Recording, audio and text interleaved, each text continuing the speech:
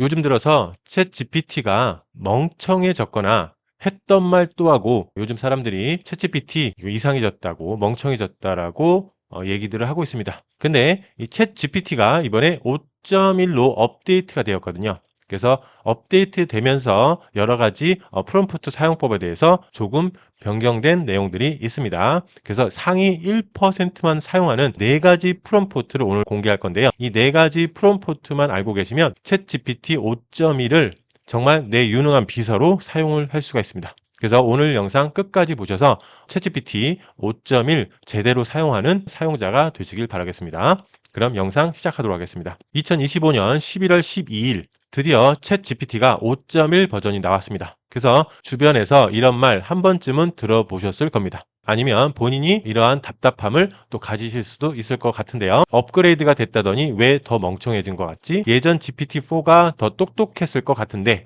자, 이러한 말들이 나오고 있는데요. 실제로는 이 성능이 떨어진 게 아니라 모델이 업그레이드 되는 속도만큼 사용법을 바꾸지 못한 사람이 더 많아졌기 때문에 이러한 말들을 하고 계신 겁니다. 그래서 오늘은 GPT 5.1 버전을 기준으로 구조가 어떻게 바뀌었는지, 왜 예전처럼 쓰면 답변이 아쉬운지, 어떻게 써야 와, 이 정도까지 해주네 라는 느낌을 받을 수 있는지를 단계별로 논리적으로 정리를 하도록 하겠습니다. 그래서 평소에 챗GPT를 자주 쓰는 분들은 오늘 내용 한 번만 정리해 두셔도 앞으로 활용도가 완전히 달라질 거기 때문에 오늘 내용 끝까지 확인해 보시기 바랍니다. 그럼 먼저 첫 번째로 GPT 5.1 뭐가 달라진 걸까요? 먼저 구조부터 간단하게 짚고 넘어가겠습니다. 복잡한 기술 용어 빼고 실제 사용에 필요한 부분만 정리를 해볼 텐데요. 이번에 챗 GPT 5.1은 겉으로는 하나면서 안으로는 여러 종류의 두뇌를 갖고 있게끔 업그레이드가 됐습니다.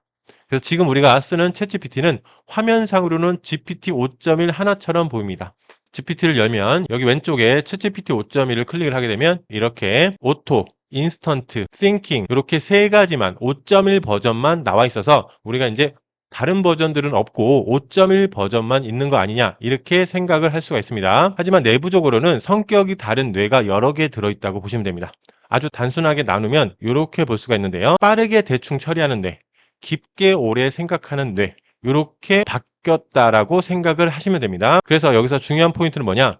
이제는 우리가 직접 어떤 뇌를 쓸지 고르는 게 아니에요. 옛날처럼 GPT-4를 쓴다거나 GPT-5를 쓴다거나 이렇게 선택을 하는 게 아니라 이제 우리가 어떻게 질문했는지를 보고 챗 GPT가 요거는 깊게 생각해야 돼. 요거는 빠르게 대충 처리해도 돼. 이렇게 스스로 골라서 쓴다라는 점이 이번 챗 GPT 5.1에 업데이트된 내용이라고 보시면 됩니다. 그래서 대충 말해도 알아듣던 시대에서 이제는 어떻게 해야 되냐면 정확히 시키면 미친 듯이 시킨 부분에 대해서는 굉장히 미친 듯이 잘하는 시대로 바뀌었다라고 보시면 돼요. 그래서 예전 모델은 어땠냐면 프롬프트가 조금 애매해도 이 말이겠지 하고 알아서 추측해서 채워주는 느낌이 강했습니다. 하지만 이번 GPT 5.1은 방향이 좀 달라졌는데요. 추측은 줄였습니다. 그리고 우리가 정확히 시킨 것을 더 잘 지키는 쪽으로 진화를 하고 있는 건데요. 그래서 생기는 차이가 바로 요겁니다. 요거. 예전처럼 대충 말하면 대충 나오고요.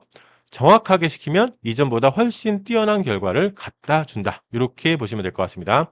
그래서 우리가 멍청해진 도구가 아니라 프롬프트를 잘 쓰는 사람과 못 쓰는 사람의 차이를 더 크게 만들어버린 도구. 이게 바로 이번에 업데이트된 챗GPT 5.1이라고 생각을 해보셔야 돼요. 그럼 왜 예전처럼 쓰면 답변이 이상해지는가에 대해서 설명을 드리면 챗GPT 5.1에서는 이 모델이 스스로 이 질문한 내용에 대해서 얼마나 깊게 생각할지를 결정을 합니다. 그래서 우리가 프롬프트를 입력하죠. 그러면 챗GPT가 그 문장을 보고 생각을 합니다. 이 질문은 가벼워 보이네. 빠른 내로 처리하자. 또는 이건 복잡하고 책임감 있는 답이 필요해. 그래서 깊게 생각해야겠다. 이렇게 챗 GPT가 알아서 이제는 선택을 하는 거예요. 그래서 그에 맞게 빠른 뇌, 깊이 있는 뇌 중 하나를 또는 적절히 섞어서 사용을 합니다. 그래서 여기에서 이제 문제가 생기게 되는 건데요. 이제 사용자는 나는 진짜 깊이 있는 설명을 원했는데 프롬프트가 너무 짧고 애매해서 챗 GPT 입장에서는 가벼운 질문으로 오해를 할 수가 있는 겁니다. 그래서 왜 이렇게 얕게 말해? 이 정도는 나도 아는데 라는 느낌이 자꾸 들면서 이렇게 멍청하게 업데이트 됐다라고 생각을 하게 되는 겁니다. 그래서 GPT 5.1은요, 어떻게 바뀐 거냐면 우리가 시키지 않은 것에는 점점 더 소극적으로 대응을 합니다. 그리고 또 한 가지 중요한 변화는 이겁니다. 예전에는 우리가 요구하지 않아도 적당히 예시를 붙여준다거나 구조를 바꿔준다거나 형식을 바꿔주는 경우도 많이 있었습니다. 하지만 지금은 이런 방향으로 바뀌고 있습니다. 네가 시키지 않으니까 굳이 하지는 않을게 라고요. 그래서 예를 들어 소제목을 넣어달라고 하지 않았으면 안 넣어줄 수도 있고요. 예시를 들어달라고 하지 않으면 그냥 원론적인 이야기만 할 수 있습니다. 그래서 지금 챗GPT가 5.1로 바뀐 시대에서는 어떻게 해야 되냐, 우리가 내가 원하는 답변의 모양, 길이, 깊이를 프롬프트에서 먼저 설계해 주는 사람이 가장 큰 이득을 보면서 정확한 내용을 받아볼 수가 있다. 이렇게 보시면 될 것 같아요. 그럼 지금부터 챗GPT 5.1을 제대로 쓰는 네 가지 프롬프트에 대해서 설명을 해드릴게요. 그래서 이 네 가지 프롬프트만 알면 이제 우리가 챗 GPT 5.1에서 굉장히 정확한 내용을 받아볼 수가 있습니다. 가장 중요한 첫 번째 건 뭐냐? 깊게 추론해줘. 요 단어를 기억을 하세요. 깊게 추론해줘를 반드시 문장의 프롬프트에 넣어서 질문을 하시기 바랍니다. 자, 이 한 문장이 왜 중요한지 이제 설명해 드릴게요. 앞에서 제가 말씀드렸죠. GPT 5.1은 질문이 가벼워 보이면 빠른 내, 질문이 깊어 보이면 깊은 내 쪽을 선택한다라고 말씀을 드렸습니다. 그렇기 때문에 깊게 추론해줘는 이건 깊게 생각해줘야 한다라는 신호를 직접 넣어주는 거예요. 그래서 이 신호를 주는 가장 간단한 방법은 이렇게 쓰시면 돼요. 깊게 추론해서 요 말을 덧붙여주면 깊게 생각을 합니다. 그래서 더 정확한 그러한 내용을 전달받을 수가 있어요. 그래서 깊게 추론해서 단계별로 논리적으로 생각한 뒤에 설명해줘. 요 문장을 꼭 기억을 하셨다가 어떤 내용을 질문을 하든지 간에 이 내용을 뒷부분에 넣어서 프롬프트를 작성을 하게 되면 정말 우리가 그냥 질문하는 것과는 차원이 다른 그러한 설명을 해줍니다. 그래서 바로 쓸 수 있는 문장 예시를 들어보면 이 주제는 중요하니까 깊게 추론해서 단계별로 논리적으로 생각한 뒤에 정리해줘. 표면적인 설명 말고 근거와 숨은 리스크까지 함께 고려해서 추론해줘. 여러 관점을 비교해가며 논리적으로 추론한 결과를 제시해줘. 이렇게 프롬프트를 작성하면 정말 기가 막힌 답변이 날라옵니다. 그 다음 두 번째, 답변의 길이, 형식, 구조를 내가 먼저 설계를 하면 됩니다. 그래서 GPT 5.1은요, 형식 맞추기를 잘하는 모델이라 이전보다 글자 수, 문단 수, 소제목, 리스트 개수 이러한 것들을 더 잘 지키는 방향으로 발전을 했습니다. 그래서 우리가 조건만 잘 걸어주면 정말 원하는 모양으로 답을 뽑을 수 있다는 뜻입니다. 그래서 상황별로 이렇게 한번 써보시길 바랍니다. 짧은 요약이 필요할 때 핵심만 500자 이내로 요약해줘. 문단은 한두 개로만 정리해줘. 이렇게 짧을 때는 이렇게 요청을 하시면 되고요. 만약 내가 챗 GPT로 블로그용 초안을 뽑을 때 이런 식으로 블로그를 초안으로 쓸 거라서 소제목을 4-5개 넣고 각 소제목마다 핵심 설명, 실제 예시한 개, 실행 팁 1개 포함해서 3,000자 이상 분량으로 작성해줘. 이렇게 해도 블로그 초안이 나옵니다. 그리고 강의나 보고서 수준으로 깊은 내용이 필요할 때 보고서 형식으로 5,000자 이상 작성해줘. 서론, 본론, 결론 구조를 사용하고 본론에는 소제목을 3개 이상 두고 각 소제목마다 근거와 사례를 포함해줘. 이렇게 길이와 형식을 명시해주면 GPT 5.1은 그 틀 안에서 이러한 틀 안에서 꽤 정확하게 맞추어서 전달을 해줍니다. 그리고 세 번째, 내가 쓴 엉성한 프롬프트를 GPT에게 다듬어 달라고 시키기. 자, 이거는 누구나 겪는 문제인데요. 실제 작업을 하다 보면 이런 상황이 자주 생깁니다. 머릿속은 복잡해. 막상 프롬프트를 쓰면 주소가 없고 문장이 길어지고 요구사항이 섞여 버려요. 그래서 이걸 어떻게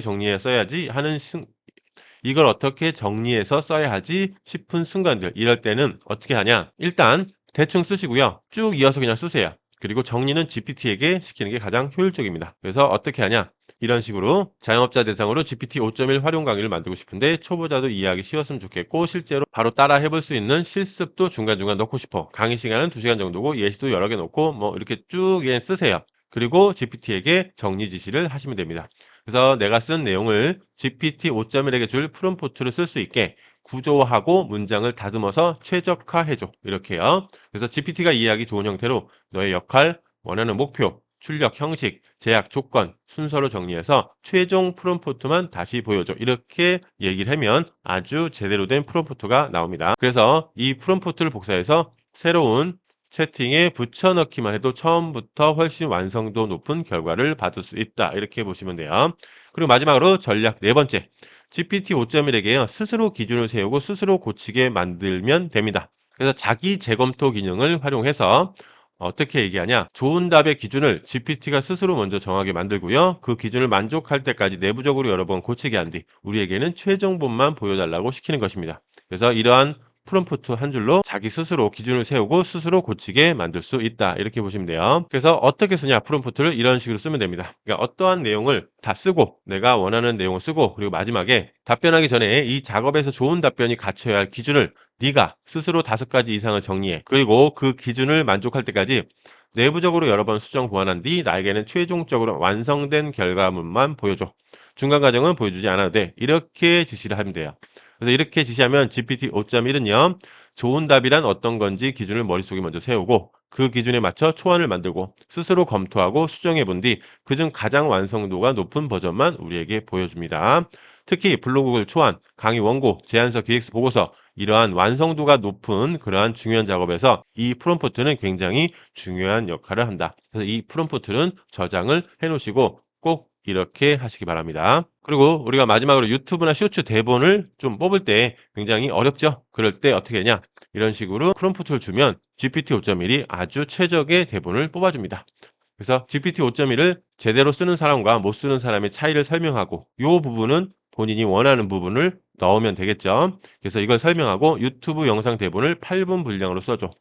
저는 지금 유튜브 대본 분량이니까 8분으로 했는데 뭐 쇼츠면 30초, 1분 이렇게 하면 되겠죠. 그리고 도입, 문제 제기, 구조 설명, 프롬프트 꿀팁 4가지, 마무리 흐름으로 작성하고 말투는 카메라 보면서 말하듯이 자연스럽게 해줘. 이 부분도 본인이 원하는 부분으로 바꿔서 설정을 하시면 되겠죠. 그리고 각 파트마다 시청자가 저건 내 얘기네 하고 공감할 수 있는 예시를 넣어줘. 이 주제는 중요하니까 깊게 추론해서 이 깊게 추론해서 중요합니다. 그리고 단계별로 논리적으로 생각한 뒤에 대본을 구성해줘. 이렇게 프롬프트 설계하면요. 유튜브용 쇼츠용 스크립트를 금방 뽑아낼 수 있다. 이렇게 보시면 돼요. 자, 마무리할게요. GPT 5.1은요. 멍청한 도구가 아니라 차이를 벌리는 도구입니다. 그래서 예전보다 더 강력한 추론 능력을 가지고 있고요. 지시를 잘 따르는 방향으로 계속 발전하고 있지만 그만큼 프롬프트를 어떻게 쓰냐에 따라서 결과 격차가 훨씬 더 커진 시대를 만들고 있습니다. 그래서 이제는 챗GPT가 멍청해졌다라고 말하기 전에 내가 혹시 예전 방식으로 대충 시키고 있는 건 아닌가를 점검해 볼 필요가 있습니다. 그래서 오늘 소개한 4가지 전략. 첫 번째, 깊게 추론해서 단계별로 논리적으로 설명해줘. 이걸 꼭 붙이기. 그리고 두 번째, 길이 형식 구조를 프롬프트에서 먼저 설계하기. 그리고 세 번째, 내가 쓴 엉성한 지시문을 GPT에게 프롬프트로 다듬어 달라고 시키기. 그리고 마지막으로 GPT 5.1에게 스스로 기준을 세우고 스스로 고치게 한 뒤 최종본만 받기. 이렇게 이 4가지만 평소에 습관처럼 붙여 써보셔도 GPT 5.1이 완전히 다른 도구처럼 느껴지실 겁니다. 그래서 오늘 영상 여기까지 하고요. GPT 5.1 사용하시는데 좀 더 정확하고 제대로 된 답변을 얻으시길 바랍니다. 이상 재테크 수익화 연구소였습니다. 감사합니다.